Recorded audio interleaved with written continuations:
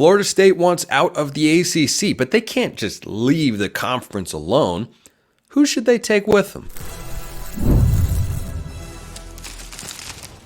You are Locked On College Football, your daily podcast on all things college football. Part of the Locked On Podcast Network, your team every day.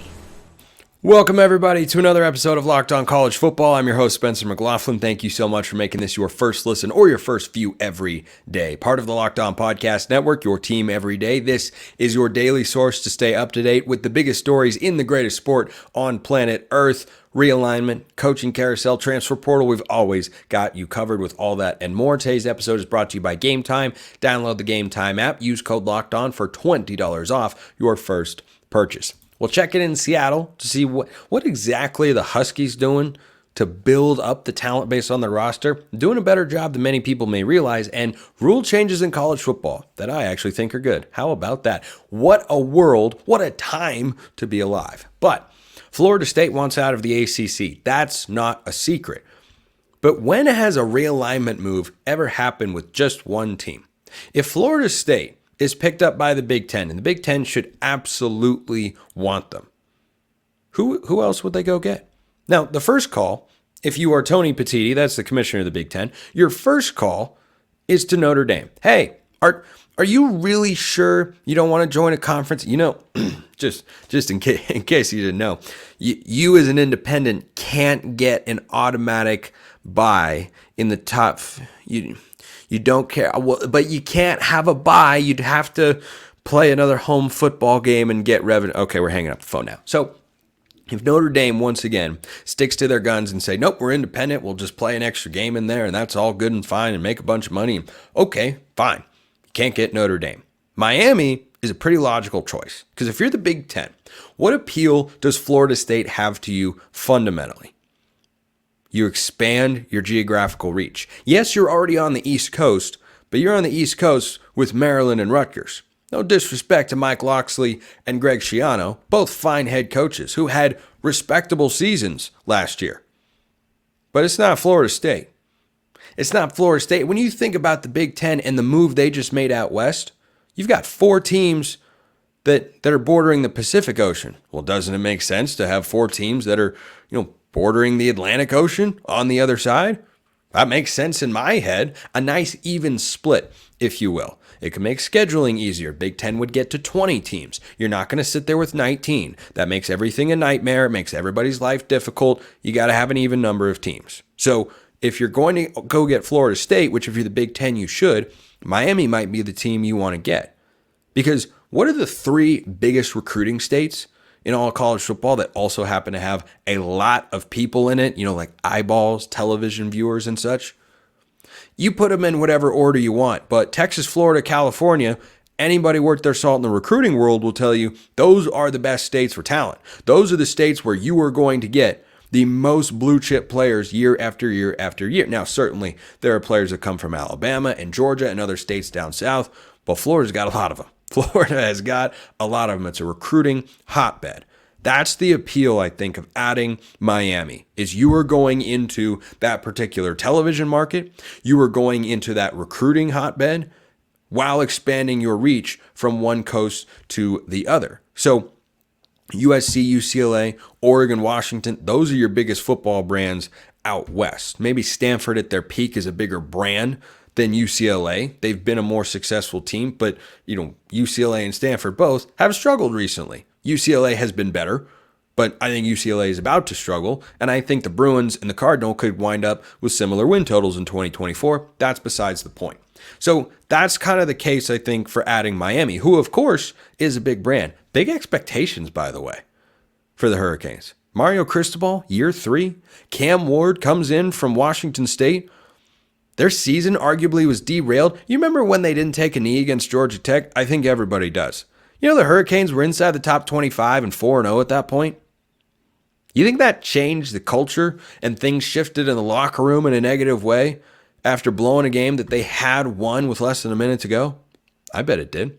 They've upgraded at quarterback. Tyler Van Dyke, he's up at Wisconsin now. Cam Ward, he comes down from Pullman. Dynamic playmaker. Big time thrower of the football. Has got NFL capabilities.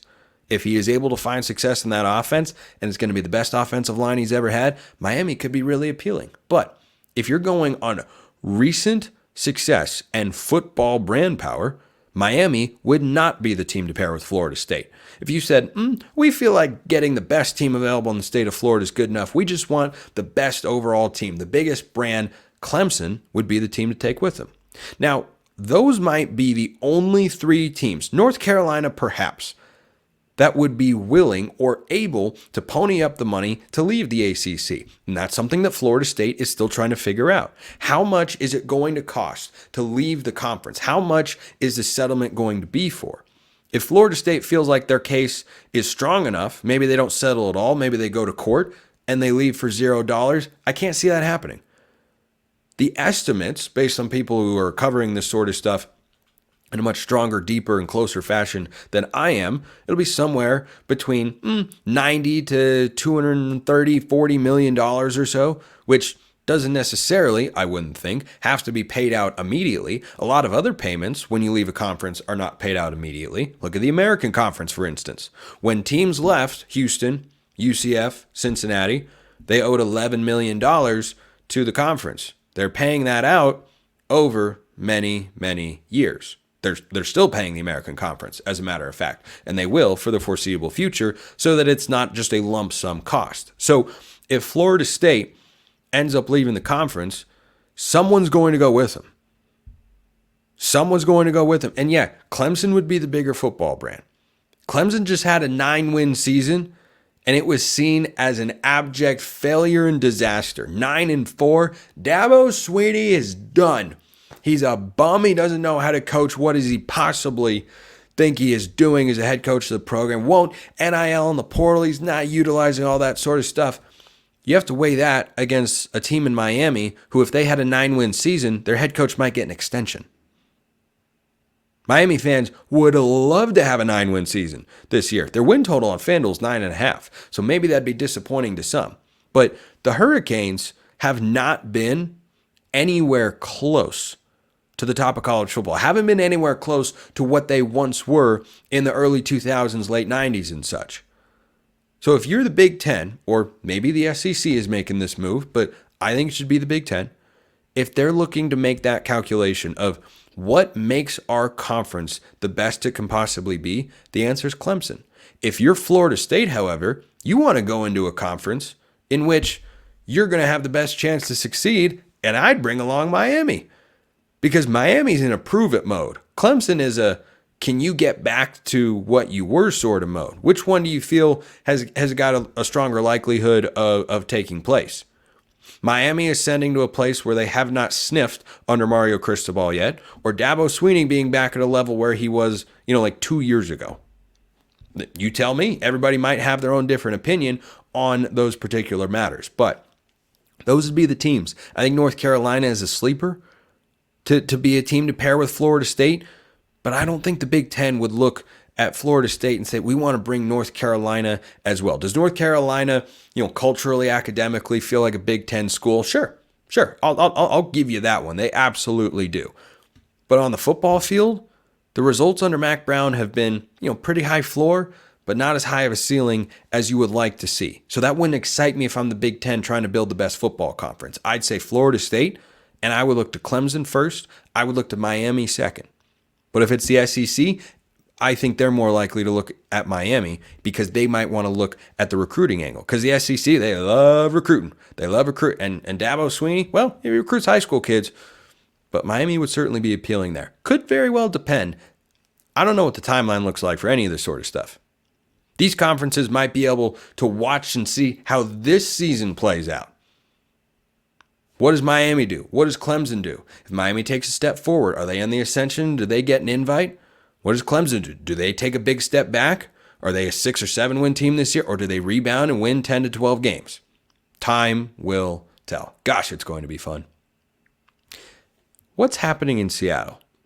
Do you know what's happening in Seattle? Well, we're going to check in on Seattle and the Washington Huskies.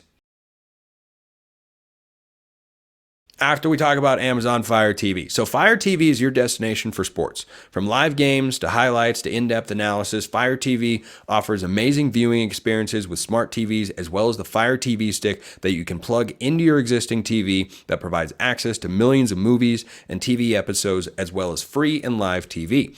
Whether it's opening weekend for baseball or the college basketball tournament, you're going to want to have a Fire TV. Fire TV recently created Fire TV channels to deliver a constant supply of the latest videos from your favorite sports brands, all for free. That includes all of us at Locked On and most of the big pro leagues and college conferences as well. Fire TV channels let you dive into all the game analysis, highlights, and more to keep up to date on all the latest in the world of sports, March Madness, NBA, Major League Baseball, and more. Check out Fire TV channels on Fire TV and Alexa devices. If you haven't checked out Fire TV channels, you should. Trust me on this. To learn more, visit www.amazon.com/LockedOnFireTV. This episode of Locked On College Football also brought to you by our friends at Game Time.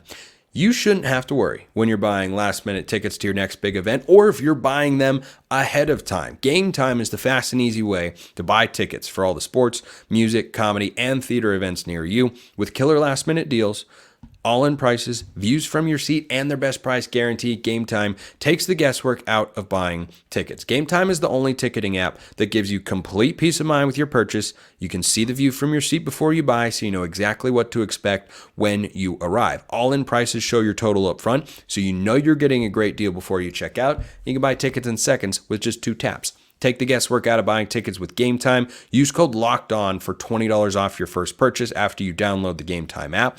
Terms apply. Again, create an account, redeem code LOCKEDON for $20 off. Download Game Time today. Last minute tickets, lowest price, guaranteed. Will Washington surprise people in the Big Ten in year one? Lots of turnover, new roster, new coach, new staff. Let's talk about it. Roman Tomashoff, Locked On Huskies, joining me here on the show. What's the state of Washington's roster right now? Spencer, there's honestly a lot to be excited about with this roster. It's a young roster, after, as you and I just discussed, losing 20 starters from last year's run to the national championship is going to hurt anybody.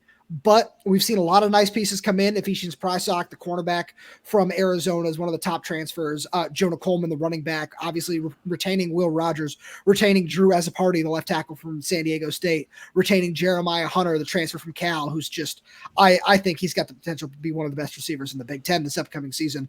There really is a lot to be excited about. There's still some holes on the roster. There's still questions that need to be answered along the offensive line, maybe another defensive tackle, but there's a lot of youth. There's a lot of promise, and there's still some names that, were big parts of Washington's run to the national championship last year, like Elijah Jackson, like Carson Bruner, and Alfonso Tupatal at linebacker. And then a guy who didn't really get to play any sort of part in that, but was awesome in 2022 in running back Cameron Davis, who's going to be back from an injury that he suffered before the season started. So there's still a lot of reason to be excited. I like this coaching staff, and there's just a lot of guys on this roster that are really chomping at the bit to step up and have their chance to contribute. I think the staff moves that Jedd Fisch has made have been good. It's a very NFL-centric group. You've got Brennan Carroll, the son of Pete Carroll. You've got Steve Belichick, the son of course, Bill Belichick, because I don't know that there's anybody else with that last name, at least that I'm aware of in the football coaching world. But the last that people probably heard from this Washington roster was, well, they've lost 20 or 21 or 22 starters from what they had last year, and DeBoer's gone. Everything's in chaos. And sure, it's definitely a ground roots build-up job for Jedd Fisch and company. Like that's what they have to do. But if you just look at some of the key spots, Will Rogers, Jonah Coleman, Jeremiah Hunter, I could find a number of quarterback, running back, receiver combos in the Big Ten next year that are worse than those 3 guys. I think Hunter is fantastic coming over from Cal. We know Jonah Coleman is very good. Will Rogers, I don't know that his ceiling is that high, but an experienced quarterback who's thrown in a Mike Leach offense is going to have a very high floor. Who's blocking for these guys? So that's a very good question. Where Drew Party, as I mentioned, was one of the top-rated transfers coming out of San Diego State. He's probably going to man the left tackle spot. And then somebody that I'm really high on who won't be practicing in the spring, but I would expect to be ready by the start of fall camp, by the start of the season, is offensive lineman Gard Memelar, who honestly had a shot to start in this past season in 2023 before he suffered an injury in fall camp. Those are probably going to be the left side of the line. And then there are going to be 3 open spots there that we'll see what happens through spring, what happens with the fall. Washington's getting a late start on the spring practice. They're not starting till the beginning of April, just kind of at the very end of the window where it's recommended for teams to start. And one of the reasons is that Jedd Fisch is still looking to bring in some guys along the offensive line. And I wouldn't be surprised if, as some names trickle into the transfer portal here in April, or as we get into April, I don't know what time is in it anymore. It's early March now, and that blows my mind. But as we get into that next transfer portal window, I wouldn't be surprised if, they go after Branson Hickman from SMU to man the center position for his final season, or Marcus Bryant, their tackle, who is also looking to get in the transfer portal after being all AAC last season. So there are still some names that, and obviously there are names that we don't even know that could be out there just yet, but I wouldn't be surprised if there are 3 transfer players manning those spots, or even 2. And then, somebody like former 4-star recruit Elijah Jaquette maybe competes and earns a spot in the spring, or 2 high upside redshirt freshmen in Kaylee Tafai or Sione Fasolo, who are really promising, really big bodied, raw guys that have an opportunity to really make a name for themselves this spring. By the way, we're technically in the middle of March. If you cut it up into 3 segments in a 31-day month, 10, 10, and 10, we're into the middle of March now. Fair. Technically speaking, I agree. Time is a social construct and doesn't mean anything. But I think for Washington, they have done a pretty solid job of, much like Alabama, and a guy who we shall not mention for this particular segment, has kind of stabilized the roster a bit. But can they go into the Big Ten and surprise people? Because the expectation, as I talked about nationally, is that, they're going to be a big pullback team. And yeah, I expect them to pull back, but will they go all the way back to where TCU went and be a 5-7 team? I would think not, because I look at this schedule, Roman. I see bare minimum, worst case scenario, 5 wins, and I don't think that that's where I would pick Washington's record to end up. Their win total on FanDuel is 7.5. Last time the Huskies had a first-year head coach, an experienced transfer quarterback, and a win total of 7.5, they went 11-2 in the Pac-12. I'm not picking that here. I don't think that's going to play out. But is Washington being overlooked as a team that could make some noise, could give a team a loss that they're not expecting this year? They have a lot of heavy hitters on their schedule. I would certainly say so, because when you look at some of the just the way the schedule falls, where early on it's Eastern Michigan, it's Weber State, before you get to the Apple Cup, which will be held at Lumen Field this season, which I'm personally very excited about. And then after that, it's Northwestern and Rutgers, where, you got to go to Piscataway, and that's going to be tough going across the country. But when you look at that, and you're also going back to Jedd Fisch's home state, so that's pretty fun. But when you look at that, there is a legitimate chance that this team could start 5-0. And then as you look at the FanDuel total, you only need 3 more wins to get there. And, there's a UCLA on your schedule. Indiana's on the schedule. Iowa's always a tough out, but that's certainly a winnable game for this team. Where if you look at that, you look at just the remaining 7 games in the schedule, Michigan, USC, Oregon, those are going to be really tough. But there's still 4 other games on there where you look at it and you say, yeah, I can see this team going 8-4. I can see them going 9-3 and surprising with an upset victory over a USC or somebody. It's certainly very possible. And with the experience that Jedd Fisch has, with what he was able to do at Arizona, we know how good his scheme is. And it's something that really does impress me when you talked with the coaching staff a little bit earlier. This scheme is going to play very, very well at the college level. And it's obviously something we won't see until the fall, but something I'm really looking forward to watching. With how Washington has worked to reload, we'll see what they do in the spring.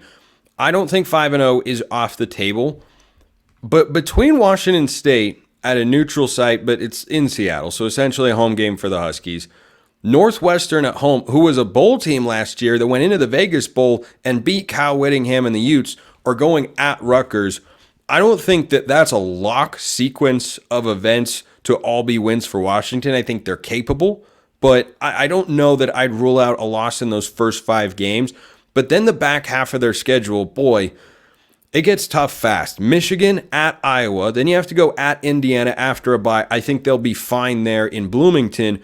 But then they come back home. USC, who I think is a better team. At Penn State, who I also think is a better team. Host UCLA. I think Washington's better than the Bruins. You go at Oregon, and the Ducks, I think, have got the better roster. And that game is being played in Eugene. How many wins can Washington fans expect to get in the second half of the year? What would a good number be?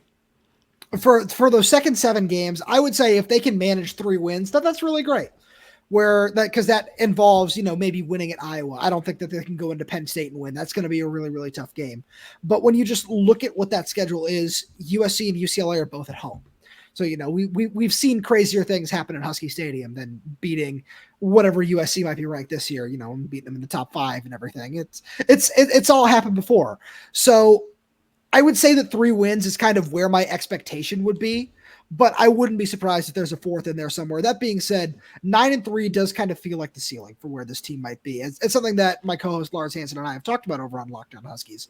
It's very realistic to see an 8-4, a 9-3, and with a couple more pieces along the offensive line, this team really is something to be excited about moving into the Big Ten. Roman Tomashoff, Locked On Huskies, coming by here to talk all things dogs up there in Montlake. Roman, thanks so much. Spencer, as always, thanks for having me. A lot of changes in college football over the last couple of years. Most of them stink. These latest ones don't.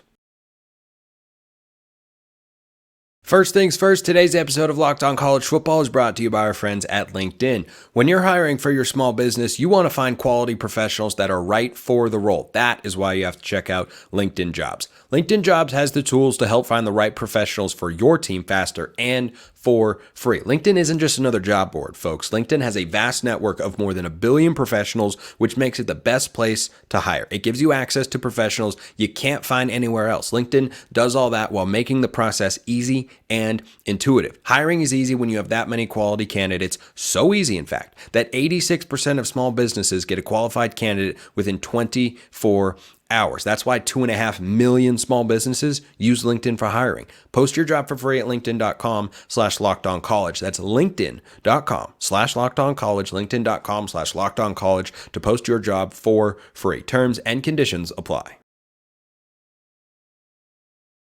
If you listen to or watch this show every day, first of all, thank you so much for doing that. Second of all, you know that I am not a fan of many of the changes that have taken place, are being discussed about taking place, or will take place in the college sports landscape, specifically as it pertains to college football. Hence the name of the show, Locked On College Football. So there are 3 rules that are going to be implemented this year, according to Ross Dellinger over at Yahoo, who just does yeoman's work when it comes to reporting on all of the big stories and whatnot. I read his stuff all the time. He does a really, really good job. Helmet communications, tablet on the sideline, and a 2-minute warning are all going to be introduced to college football this year. I am a fan of all 3 of these things. Now, let's go one by one and start with the helmet communication. This is a relative no-brainer. I do not look at the NFL and say, college football needs to be more like that. College football should try and reflect everything the NFL does. It should just be, nope, not a fan of that. In fact, I'm a fan of the opposite. I'm a fan of, I think college football should be as distinct from the NFL as possible in its structure, in its feeling, in the way that it's played, all this sort of stuff. Helmet communication, this is a no-brainer. This is an absolute no-brain move, especially in light of what happened with Michigan this past year. This is a very simple solution, at least to help remedy that particular potential issue from popping up again. So I think the helmet communication is great. I think that quarterbacks talking to their offensive coordinator, not having to be over on the sideline, their offensive coordinator or their head coach or anybody else, I think all of that is excellent. Now, there will be an adjustment here for coaches to work this into how they get their play calls in and how it runs with the flow of their offense and everything like that. But again, in a rare good move here by the decision makers in what we call the greatest sport here on earth, here at Locked On College Football, the timing is such that it's either right at the beginning of or even before most spring practices are starting. So teams can work to implement this stuff and everyone can be ready and up to speed, and it can hopefully go off without a hitch. So I think that's a no-brainer. I think a coordinator being able to talk to his quarterback, I think it's great for the development of the kids as well, to have that sort of instant communication of, hey, look for this, hey, look for that, and all that sort of stuff. It's reportedly going to cut off at the 15-second mark on the play clock, as it should. That's something where I say, okay, yeah, look at what the NFL does. I think that that's an effective model for college football, and all of this simplifies the process. Let's go to the 2-minute warning, and then we'll talk about tablets, because these are, of course, the heaviest topics in the entire country. The 2-minute warning is something that I am on board with, not inherently. I didn't think watching college football in 2021, it was missing a 2-minute warning. But then a reality set in, and that reality set in is that television runs college football. That's just where we're at. That's how we've gotten realignment. That's why there were so many commercials last year that makes it a less enjoyable viewing experience. One thing that always used to separate college football from the NFL was that after you got a first down, the clock stopped momentarily. And then they played last year, and when you were inside of 2 minutes, well, that just wasn't the case. And I think that you need to either, just in the game of football, the offense needs to have an opportunity to either get a first down and have the clock stop without going out of bounds, or you have something that allows you to kind of reset and stabilize. And this is going to change the strategy, because with a 2-minute warning in place, the way that you use your timeouts is going to change for coaches. This is what is going to have to be part of their calculation late in the game. And that's different than before. Just goes to show you, I'm not inherently opposed to change. I am opposed to change when change is not needed. But after we said, well, let's shorten the actual games and add more commercials and whatnot and run all this sort of stuff, I think having the 2-minute warning in there just as a little bit of a buffer or a reset, at least, the likes of which you didn't get once you made these changes to not have the clock stop after picking up a first down, I think that all makes a lot of sense. And there is no sport in which a game clock is present and late clock situations at the end of the half or at the end of a game are not different.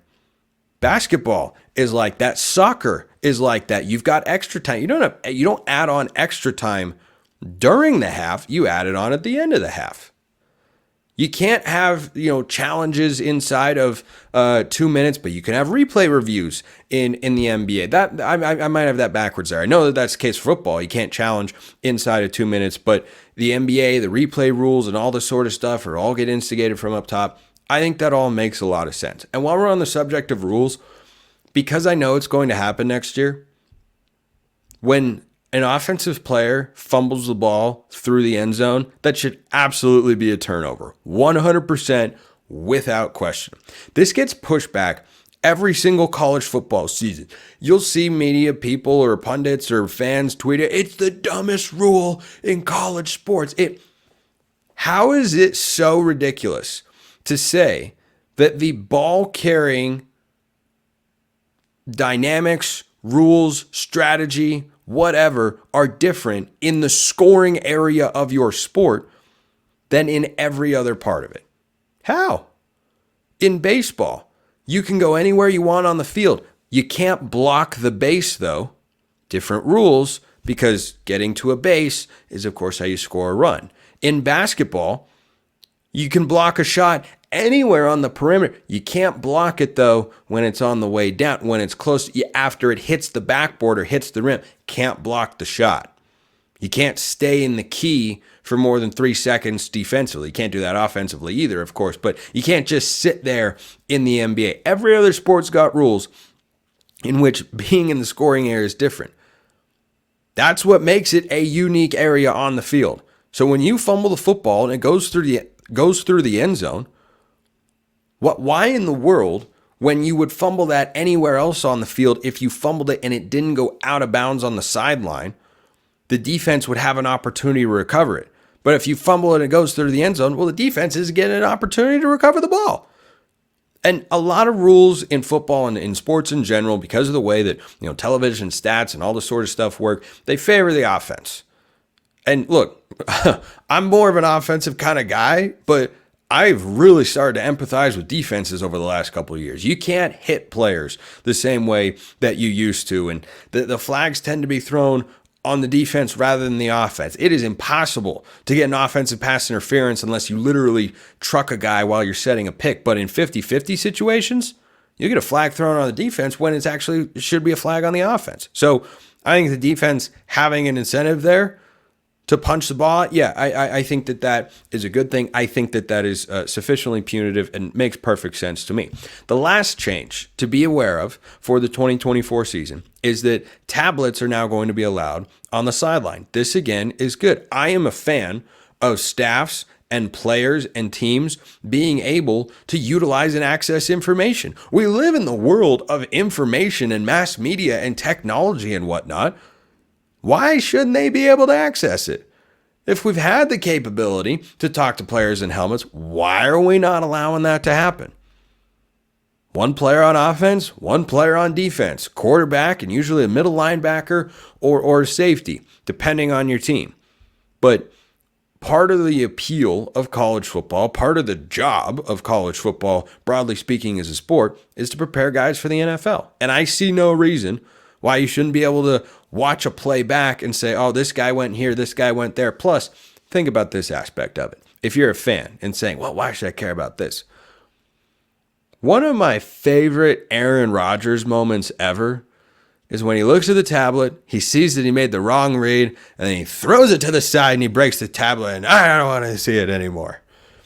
I mean, we're going to get more raw emotion, at least at some level. I'm being mildly facetious here, of course, but I applaud college football for making rule changes that actually make sense.